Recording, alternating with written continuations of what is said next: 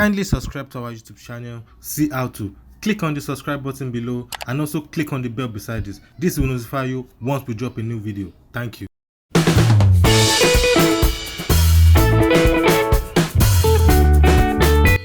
Kunle Afod, wife of Kunle Afod, was gifted a brand new car as a surprise for her by her husband.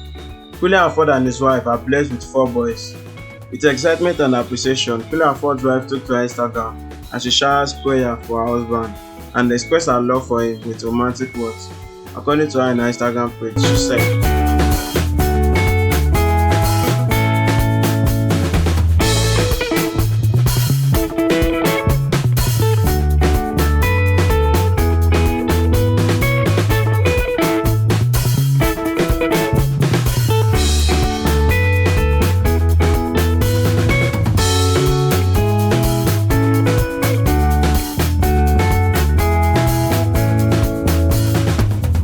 Thanks for watching. Please don't forget to click the subscribe button.